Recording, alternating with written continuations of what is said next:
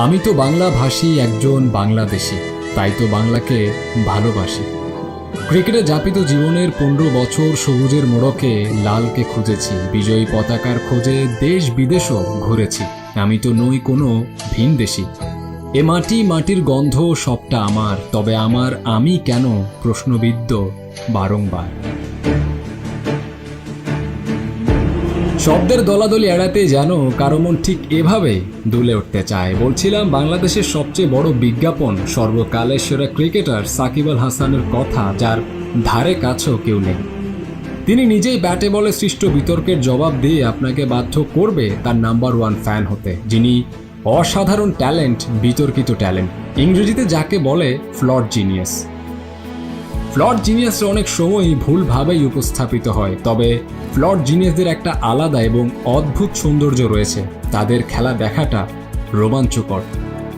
ভদ্র জিনিয়াসরা অনেক ভালোবাসা, সম্মান ও করতালি পায়, কিন্তু যখন এমন কিছু দরকার যা আপনাকে বিমোহিত করবে, আহ্লাদিত করবে, এমনকি আপনি হতবাক হবেন, তা শুধু এই দুষ্ট জিনিয়াসদের দ্বারাই সম্ভব। এই অসাধারণ ট্যালেন্টেড মানুষটি তার ক্রিকেট যাপিত জীবনের 15টা বছর 300-এরও বেশি ম্যাচ খেলেছেন। লম্বা সময় এই ক্যারিয়ারে কখনো গায়ে ট্যাগ লাগেনি, কেউ বলেনি এই ম্যাচ হারার জন্য সাকিব দায়ী। হুট করেই যেন লেগে গেল সদ্য শেষ অস্ট্রেলিয়ার সাথে চতুর্থ টি-20-তে।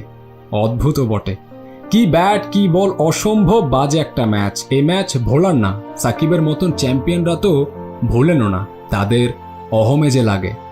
ফিরিয়ে দেওয়ার জন্য হলেও ভুলতে দেন না নিজেকে। তাই তো জবাব এলো ঠিক পরের ম্যাচেই। 9 রানে 4 উইকেট নিয়ে দেশের জার্সিতে 100তম টি-20 উইকেট পেরোলেন। 1000 রান 100 উইকেট দিয়ে আন্তর্জাতিক টি-20তে প্রথম ক্রিকেটার হিসেবে গোড়াপত্তন করলেন ক্লাবের। সাকিব যে সাকিবই, তারই জলজ্যান্ত দৃষ্টান্ত যেন ছুড়ে দিলেন সবার সামনে। ভুল কিংবা দুর্ঘটনার 30-এর জবাব এভাবেও দেওয়া যায়, তা হয়তো কারোরই জানা ছিল না। সাকিব এক ভুল দুবার করেন না। ক্যারিয়ারের প্রথম দিন থেকেই তিনি এর জানান দিয়েছিলেন। 2006 সালের 6 আগস্ট সিরিজের শেষ ম্যাচে অভিষেক হয় সাকিবের। ম্যাচ শেষে বিশ্বনী হাবিবুল বাশার বলেছিলেন, আমার জীবনের সবচেয়ে বড় বিষয়টা এই ছেলে উপহার দিয়েছিল সেদিন। অনুশীলন ম্যাচে কাকে দেখেছিলাম আর আজ কাকে দেখছি, আমি মুগ্ধ হলাম ওর বোলিং দেখে। অবিশ্বাস্য। সে অনুশীলন ম্যাচের প্রতিটা ভুল সে মাথায় রেখেছে। সেদিন যা যা করেছিল তা কিন্তু আজ আর করেনি, একেবারে নতুন করে নিজেকে চেনালো। সেদিন একটা কথা বুঝেছিলাম, এই ছেলে এক ভুল দুবার করে না।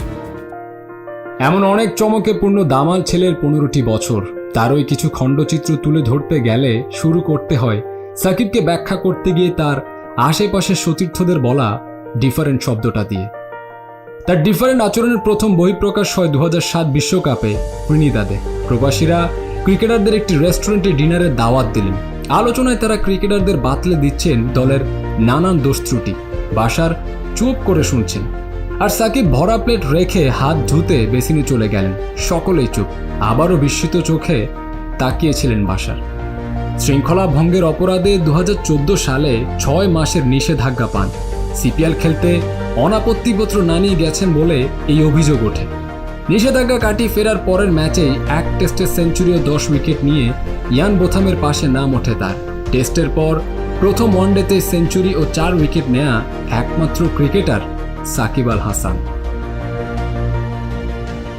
2017 চ্যাম্পিয়ন্স ট্রফিতে প্রথম 2 ম্যাচে বাজে পারফরম্যান্সের পর বোর্ড সভাপতি সাকিবকে নিউজিল্যান্ড ম্যাচে বাদ দিতে বলেন। ক্যাপ্টেন কোচ সভাপতির বিরুদ্ধে গিয়ে তাকে খেলিয়েছেন। আর সাকিব সেদিন যা করেছেন তা এখানে নতুন করে বলার প্রয়োজন পড়ে না। 2019 সালে আইপিএলে সাকিবকে বসিয়ে রাখা হয়। নিজের যোগ্যতার প্রমাণ দিতে বেছে নেন বিশ্বকাপ। প্রতিদিন রেকর্ড বইয়ের পাতা নতুন করে লিখিয়েছেন। 2019 বিশ্বকাপের আগেও সাকিবকে ছোট দলের বড় তারকা বলা হতো, কিন্তু এই বিশ্বকাপে প্রমাণ করেছেন তিনি বিশ্বের তারকা। সাকিব বলেই তো এমন প্রত্যাবর্তন সম্ভব।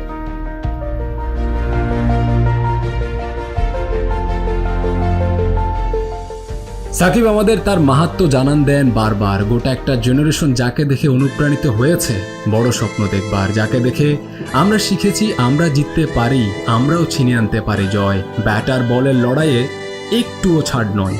এটুকুন প্রতিবারই শিখিয়েছেন তিনি সাকিব আবার হারান কোনো এক খেলার ভুলে। সাকিব যে এমনই, কিন্তু আমরাও কি মনে রাখি? সমুদ্রের সৌন্দর্য বাইরে খুঁজতে গিয়ে আমরা প্রায় ভুলে যাই আমাদের পৃথিবীর দীর্ঘতম সমুদ্র সৈকত কক্সবাজার আছে। তেমনি তারকা খুঁজতে গিয়ে আমরা ভুলে যাই আমাদের সাকিব আল হাসান আছেন। উঠতি বয়সে কথা সাহিত্যিক হুমায়ুন আহমেদ বুঝতে পেরেছিলেন সাকিবের মাহাত্ম্য। তার লেখা আত্মজীবনীমূলক বই ফাউন্টেন পেন উৎসর্গ করেছিলেন সাকিবকে। কারণ জানতে চাইলে তিনি বলেন, ক্রিকেটে 1 ওভারে 6টি বল করা হয়। বল করা মাত্র গল্প শুরু হয় নানান সম্ভাবনার গল্প। আউট করার সম্ভাবনা, ছক্কা মারার সম্ভাবনা। 6টা বল হচ্ছে 6টি গল্প। আমার কাছে সাকিবকে এই গল্পের সংকলন মনে হয়। তিনি আরও বলেন, সাধারণ বল পয়েন্ট কলমের কালি শেষ হয়ে গেলে আর লেখা যায় না, কিন্তু ফাউন্টেন পেনের কালি শেষ হয়ে গেলে আবার কালি ভর্তি করে লেখা যায়। সাকিব হচ্ছে আমাদের ফাউন্টেন পেন। সবাই থেমে গেলেও সাকিব থেমে যায় না। ছেলেটা অদম্য, অফুরন্ত। সেই ডিফারেন্ট সাকিবকে মানুষ বুঝতে ভুল করে বারবার। 2014 টি-20 বিশ্বকাপের পর বিদেশিদের পাওয়ার বুঝাতে বলেছিলেন, ইংল্যান্ড অস্ট্রেলিয়ার ক্রিকেটাররা বেড়ে ওঠার সময় পুষ্টিকর খাবার পায়। ব্রেকফাস্টে ডিম, দুধ, অরেঞ্জ জুস বাধ্যতামূলক। সে সাক্ষাৎকারের পর মূল কথাটা বোঝার চেষ্টা না করে রসিকতার নাম হয়ে গেল অরেঞ্জ জুস। তখনই আক্ষেপ করে বলেছিলেন, এদেশের মানুষ আমার কথা কখনোই বুঝবে না। সত্যিই তো, এদেশের মানুষ সাকিবকে পুরোপুরি বুঝল কই। ধাক্কাটা মনের ভাষা ভাষা শব্দে লুকায়িত অনুভবগুলোই যেন সুর তুলে ওঠে হৃদয়ের রঙ্গানে। ওরা মনের গোপন চেনে না, ওরা হৃদয়ের রং জানে না। ওরা মনের গোপন চেনে না, ওরা হৃদয়ের রং জানে না। তুমি চিরদিন ভীষণ কঠিন, তোমার ঘর ভেসে যায়, ওরা মুখ দেখে বুঝতে পারে না। ওরা এমন কেমন বোঝে না, ওরা আসল কারণ খোঁজে না।